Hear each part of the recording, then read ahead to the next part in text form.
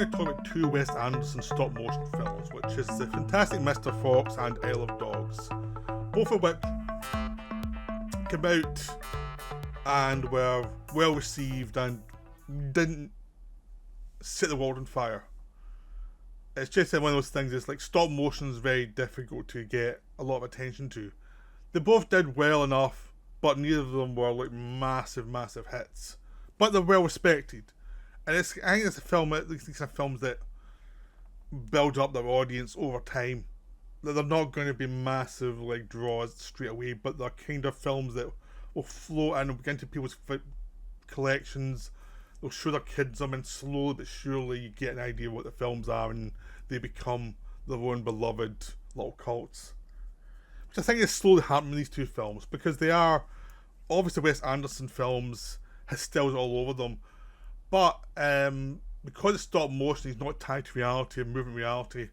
He can do a lot more quicker within his narrative. So these are quite short films, but also he can get to the point quicker as well. One of the things of his live action films is sometimes they drag a little bit. Sometimes he's trying to do within a film, and at times they can drag slightly.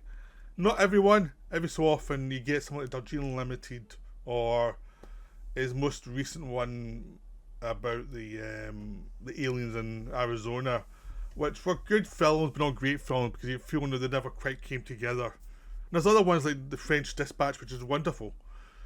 You know, like Grand Budapest Hotel.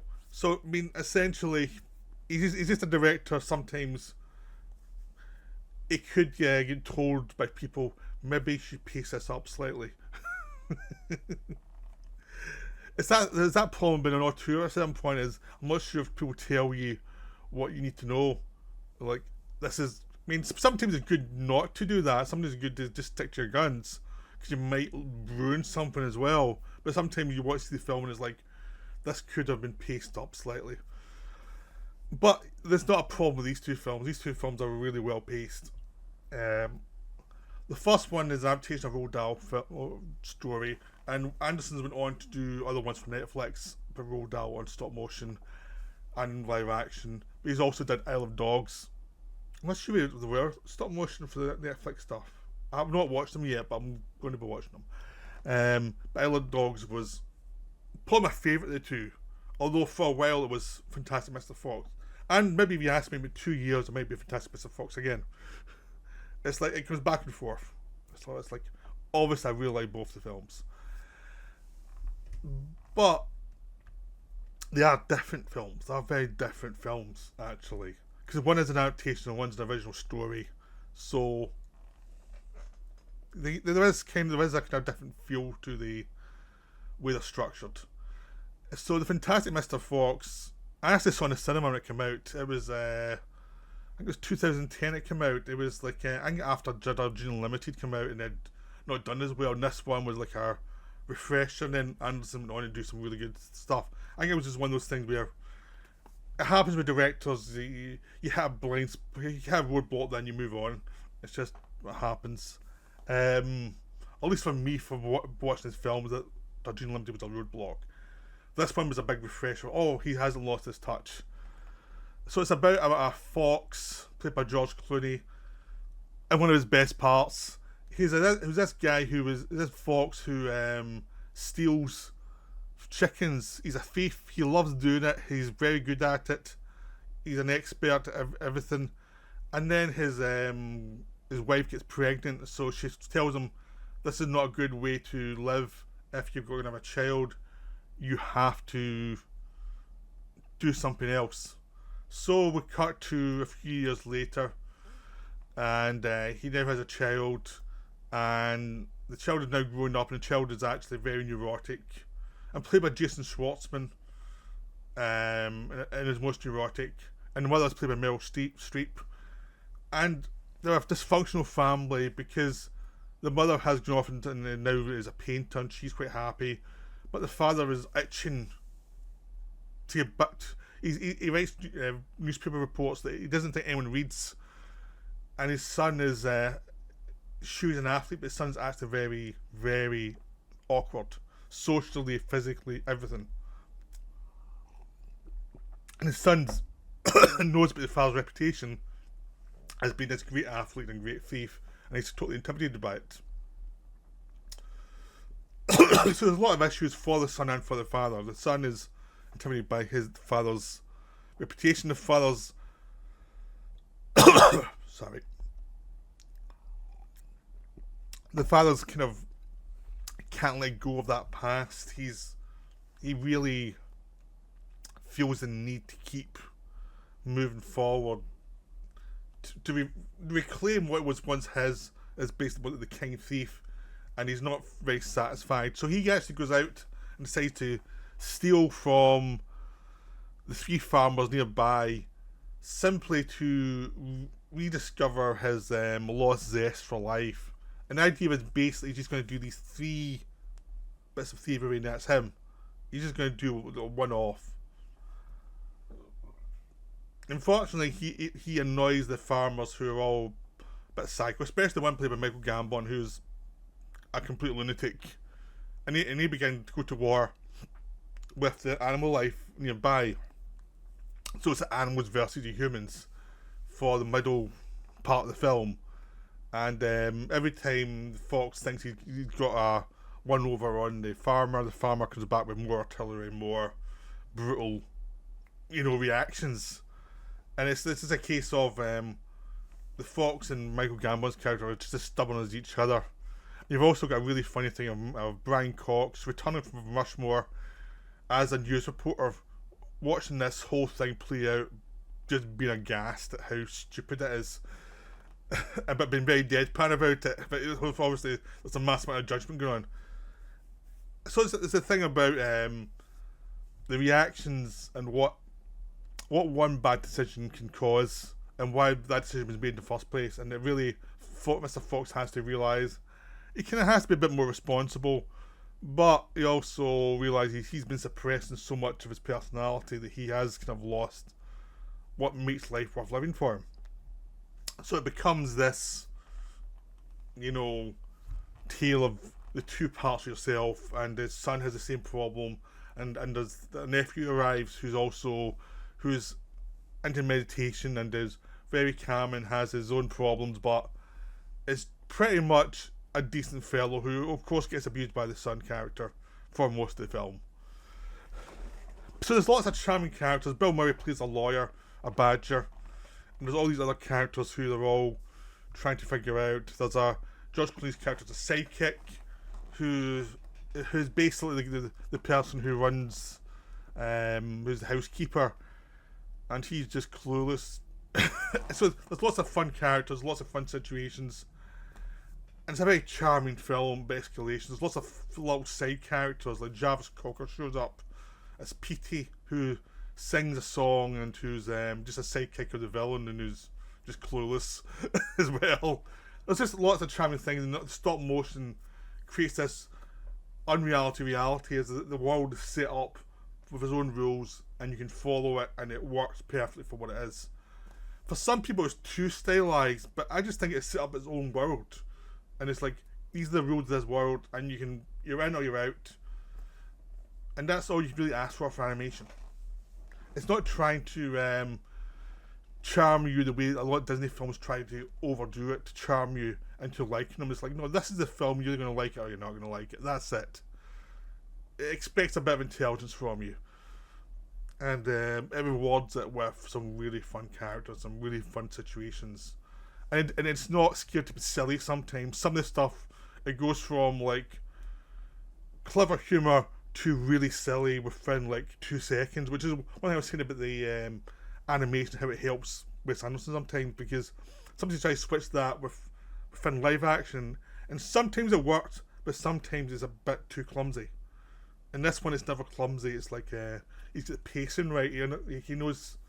I think he's got more control of the pace of certain things that maybe in live action you're dealing with reality of physics and human beings. And there's certain things maybe was written to be fast, maybe be done a bit slower, just a little bit, but will accumulate over the flow of the film that he's more control over in live and stop motion. So yeah, the Fantastic Mr. Fox is delightful. I mean, it is a film that, depending on what viewing you're on, because sometimes it can feel like it could lose 5 minutes. And other times you think that it's perfect for the way it is. So that's just different viewings. You have different opinions of the film, but generally, it's a beautiful film. Isle of Dogs I like slightly more because it's based on Wes Anderson's story, and so he's total control over the pace of the story. Within Fantastic Mr. Fox, he's still tied to the Roald Dahl story. And this one he's not. So it's about this idea of these cat-loving lunatics in Japan who decide to set up all the dogs as being, diseased. They're all sent from Japan to this area, abandoned area, which is Japan puts all its rubbish, and the dogs are left to survive on this island. And of course, a lot of people are furious about this because they think there's something wrong. And so you're cutting back and forth from the dogs on the island to the humans in Japan, and you've seen the various conspiracy theories evolve in Japan. We've also seen these dogs on this adventure to get from one part of the island to the other, to find this dog that's been lost. Because there's a little boy who fell in love with his dog. The dog was sent to the island, and then the little boy stole an airplane to get over to the island to find his dog, and they're helping the little boy find the dog, which means going from one part of the island to the other. So there's 5 dogs. 4 of them are all in for this adventure, and the 5th one, played by Bryan Cranston, is like, nah, I've been outvoted by you idiots have to come along with you to protect you, but I don't agree with this. And it's slowly between him and the boy bonding, and you find out more about this dog's past and what's going on with it. And it slowly evolves through time, and you get to see more about the various characters and what the pasts were. And so the other dogs are played by people like Edward Norton and Bill Murray, Jeff Goldblum, and they've all the various personalities, Bob Balaban, various personalities, and then as they evolve, you have Scarlett Johansson as a love of Frank Francis' dog's life, and there's just lots of really fun, silly jokes, as well as a serious story going through it. I mean, that's the thing, as I said about Mr. Fox, it can go from really clever humour to slapstick just instantly, and then move back, and it's like fine. It's kind of something that animation can do. So while Anderson likes a stylized feeling, it is very Wes Anderson, it's also, the film also shows the signs of, he watched Looney Tunes cartoons when he was growing up. Some of the timing is pure Looney Tunes. So it's like, it is a kind of weird mix of art house Looney Tunes. And it works perfectly. It's like he understands what Chuck Jones and people like that, Fritz Freeling, were doing, which is like, it's broad but specific. It's not Disney, it's more of Looney Tunes. Disney's something different. Disney's not as vast as these 2 films are. And it just feels much more like a Looney Tunes influenced world than put into what Wes Anderson does. So which gives it a real energy to it. So the story is basically them getting from one side of the island to the other, meeting these different characters, the story evolving, and you have all these other characters on the mainland, and there's other story evolving there. Because it's a more recent film, I'm not going into all the details, but it's just really well done. It's really a delightful film. I really enjoyed it the first time, but when we watched it recently, I adored this one. This was just so good, and it would just work so well. There's one bit with Harvey Keitel as this dog talking about cannibalism among dogs and his guilt about it, and it's just perfect. It's like he's only in it for 2 minutes, and he almost steals the film with one bizarre monologue. And Wes Anderson's very good at hiring actors and using them in interesting ways. Like he used Harvey Keitel as a scout leader before as well. Like he knows actors will like to do something different from what they're usually brought in to do, so they'll jump at a chance to do something that's a bit odd or a bit not something they're hired for generally. So so this one really delivers. The whole film has this delightful feel to it. It's this handcraft feel of this island that's this odyssey of these dogs going from one part to the other, who are fighting these robot dogs because these cat-loving lunatics don't like dogs. They like the idea of dogs, so they're going to build robot versions of them. And every time there's a fight, it just goes, and there's all this smoke. So there's no specifics. It's just childish, cartoonish. It's almost like two toys banged together. It's that kind of feel to it, which is just wonderful because it is just silly. And the whole thing comes together in a really wonderful way. Like, by the time they get to the other side of the island, everything's quietly changed. All the priorities have changed in an interesting way. And on that to mainland, there's also changed the priority of different characters, and there's lots of revelations, and it just works because it doesn't stick to just being this cartoonish thing of one premise. It's like, it's an evolving story, but it's also an evolving story with a lot of silly jokes in there as well. So that's just how it works. And just both these films I would highly recommend. They're just something about just the way they're done. It just delivers. And I'm hoping Anderson does some more stop motion, because I think in Fantastic Mr. Fox, you tell you the feel for it, and in Isle of Dogs, it just feels more streamlined, and like he's done the first one, and now he kind of knows a lot more, like what he can do, what he can't do, and how to kind of just get to the point easier.